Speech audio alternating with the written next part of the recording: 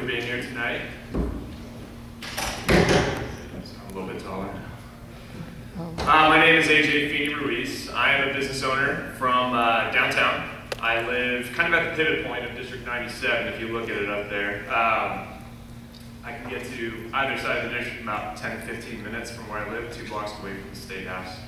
Like I said, I'm a business owner. I'm a member of the Greater Indianapolis Chamber of Commerce, the 40 West Business Alliance, the Hispanic Business Council, and the Indiana State Hispanic Chamber of Commerce. So this is something that I'm passionate about. I'm very grateful to be here, and thank you for the invitation. My 2 businesses, I've created jobs, I've looked for work, I've been out of work, I've been an investor, I've been an employee, I've hired upwards of 10, 15 jobs. In my small business, I've done it by myself. So I understand what it means to be a business owner. I understand what it means to try to create jobs. And that's my #1 priority, jobs. Going around, it's great to hear my buddy talk about jobs, but that's been our mantra from the get-go because we know that that is absolutely what's going to bring Indiana back. I mean, we're already much better along than most other states, but we still our unemployment still too high. The west side here, we've got some amazing resources. Long before I was even considering running for office, I was looking into investing on West Washington Street. I think it has huge potential. The West Washington Street corridor is going to be an amazing resource. The 16 Tech corridor is going to be an amazing resource. You've got the Avanti plant that was torn down. That's going to be an amazing resource for redevelopment over there in the district. Like I said, I'm a lifetime downtowner.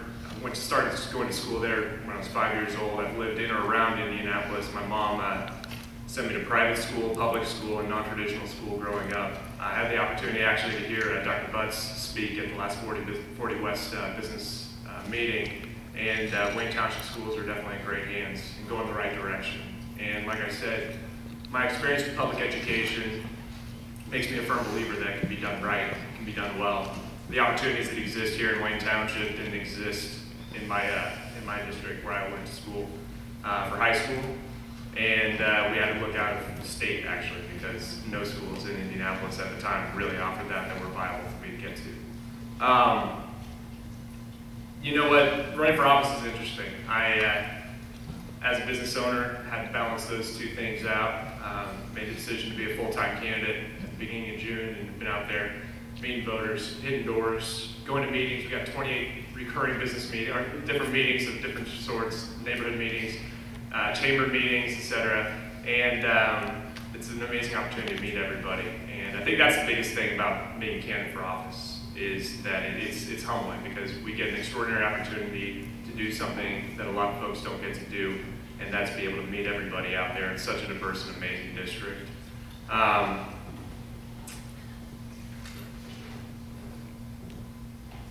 Just to do a quick 1-minute follow-up. My question for you is, you talked a lot about creating businesses, but specifically, what are you going to do to get people, to move into, a plant like an abandoned plant or something like that? Like I said, I'm an investor. I'm very tied into the entrepreneurship community here, the startup community. I think there's a lot of great resources that we have available to us to bring companies to Indiana, to retain the companies that we have here in Indiana. Like I mentioned, the 16 Tech corridor, we got the Avanti plant. Whether it's manufacturing, advanced manufacturing, service, we need to find the right mix and the right fit for Indiana. I think Tim was up here earlier talking about the needs as far as education and vocational. I think we need to be able to fill the jobs that we have existing here in Indiana first, and that's with the skilled labor that we need to be able to keep businesses here that expect to have that talent pool. And I think that beyond that, we need to look at what's the right fit for Indianapolis, what's the right fit for Indiana. I'm ready to be an ally for Indianapolis.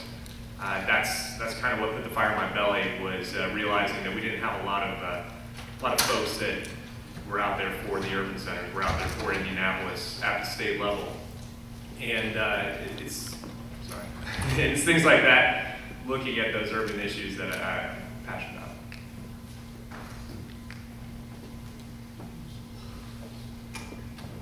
And what about as far as Superintendent response, if you could, if you're supportive of mass transit, would you support a mass transit system? Absolutely. That's the reason, again, when I alluded to we need an ally for the city of Indianapolis at the state level.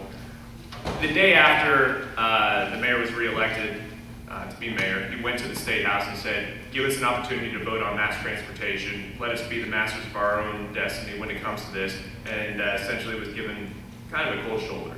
And that really sort of lit me up because I had run for city council for about 6-7 months before that with public transportation, just becoming more and more intimate with that. I've actually had to take public transportation to get to work. Not a lot of candidates, not a lot of legislators have ever had to do that.